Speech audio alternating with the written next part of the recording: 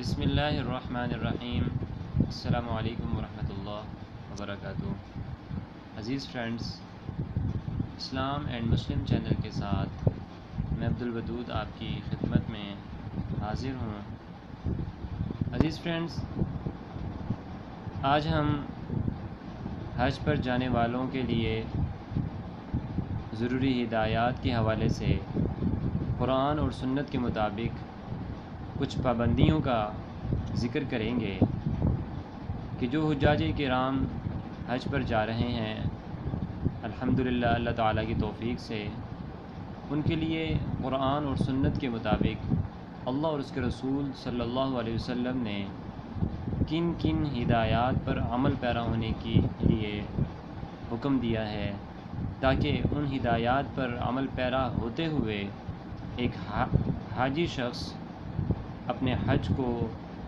اللہ اور اس کے رسول کی تعلیمات کے عین مطابق پایہ تکمیل تک پہنچا سکتا ہے۔ عزیز فرینڈز، آپ کو یہ معلوم ہے کہ حج کے معنی ہے کسی باعظمت جگہ کی طرف جانے کا ارادہ کرنا، جبکہ شریعت میں کعبہ مکرمہ کا طواف اور مقام عرفات میں قیام کرنا اور کعبہ مکرمہ کا طواف اور مقام عرفات میں قیام، اس کے ساتھ ساتھ دیگر شرائط اور فرائض جو ایک حجاج کرام کے لیے ضروری ہیں، ان تمام شرائط اور فرائض کو اللہ اور اس کے رسول کے طریقے کے مطابق کرنا حج کہلاتا ہے۔ حج دین اسلام کے ان 5 بنیادی ستونوں میں سے ایک عظیم ستون ہے کہ جس پر اسلام کے عقائد اور اعمال کی عمارت کھڑی ہوتی ہے۔ حج کی فرضیت امت محمدیہ صلی اللہ علیہ وسلم کے ساتھ خاص ہے، اور حج سن 9 ہجری کے آخر میں فرض ہوا ہے۔ نبی کریم صلی اللہ علیہ وسلم نے اپنی پوری زندگی کے اندر ایک مرتبہ حج کیا تھا، جسے حجۃ الوداع کہا جاتا ہے۔ اس کے بعد اللہ کے حبیب صلی اللہ علیہ وسلم دنیا سے رحلت فرما گئے، اس عالم فانی سے کوچ کر کے ایک اعلیٰ مقام کی طرف منتقل ہو گئے ہیں۔ عزیز فرینڈز، میں آپ کو یہ بتاتا چلوں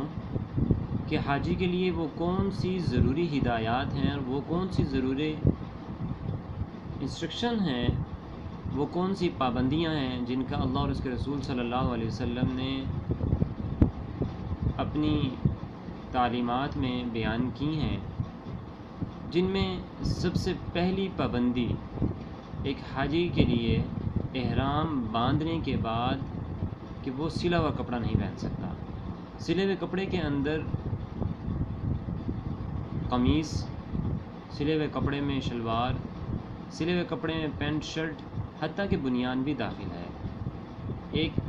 محرم شخص کے لیے جب وہ احرام باندھ لیتا ہے تو رسول اللہ صلی اللہ علیہ وسلم کی تعلیم کے مطابق احادیث میں ایسے شخص کے لیے یہ پابندی ذکر کی ہے کہ وہ اب ان سلی ہوئی چادریں پہنے، اب وہ سلا ہوا کپڑا نہ پہنے۔ اسی طرح احرام باندھنے کے بعد حاجی کے لیے یہ ضروری ہے کہ وہ اب خوشبو کا استعمال ترک کر دے، حتیٰ کہ خوشبو والے صابن سے وہ منہ ہاتھ بھی نہ دھوئے۔ اسی طرح مہنگی ترین خوشبو، مہنگے ترین عطر، خواہ وہ مشک اور زعفران ہی کیوں نہ ہوں، ان کو بھی وہ احرام باندھنے کے بعد استعمال نہیں کر سکتا۔ اسی طرح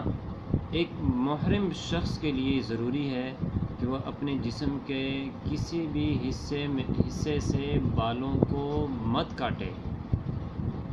رسول اللہ صلی اللہ علیہ وسلم کی تعلیم کے مطابق یہ ضروری ہے کہ احرام باندھنے کے بعد خواہ وہ سر کے بال ہوں، خواہ وہ جسم کے کسی بھی حصے کے بال ہوں، ان کو خواہ وہ کھجلی کر کے گرائے یا وہ کسی شخص سے کہے کہ تم میرے بال کاٹ دو۔ ایسی تمام پابندیاں، ایسی تمام چیزیں ایک محرم شخص کے لیے حالت احرام کے اندر ممنوع ہے، لہٰذا محرم کے لیے ضروری ہے کہ وہ اپنے جسم کے کسی حصے کے بھی بال گرنے نہ دے۔ اسی طرح احرام باندھنے کے بعد ایک محرم شخص کے لیے ضروری ہے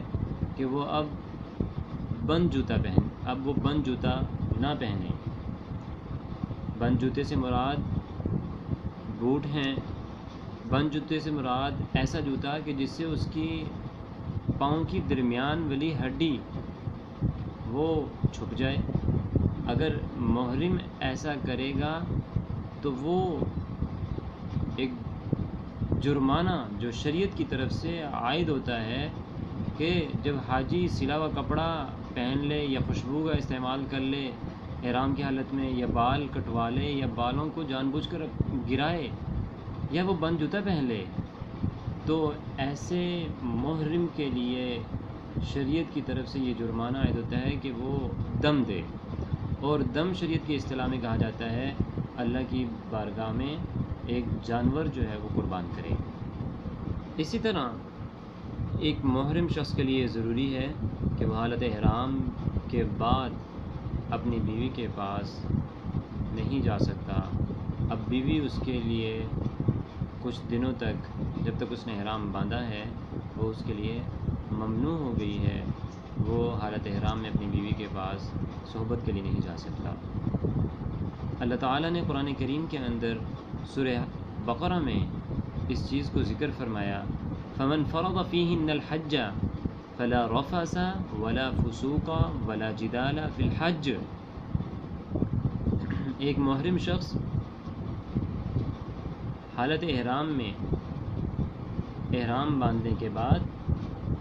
اپنی بیوی کے پاس نہ جائے، اور فلا رفث ولا فسوق، اسی طرح وہ فحش گفتگو نہ کرے، ولا جدال فی الحج، اور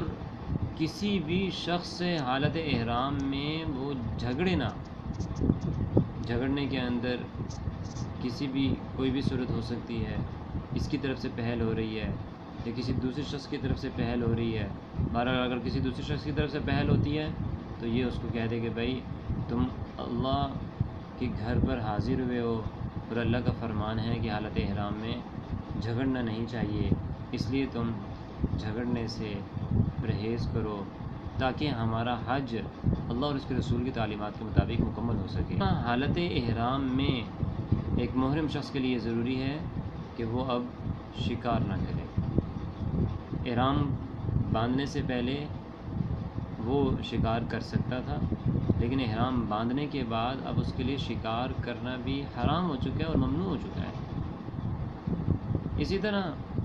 احرام باندھنے کے بعد حاجی کے لیے ضروری ہے کہ وہ اپنے ناخن، خواہ وہ ہاتھوں کے انگلیوں کے ناخن ہیں یا پاؤں کی انگلیوں کے ناخن ہیں، وہ اب ناخن بھی نہیں کتروا سکتا۔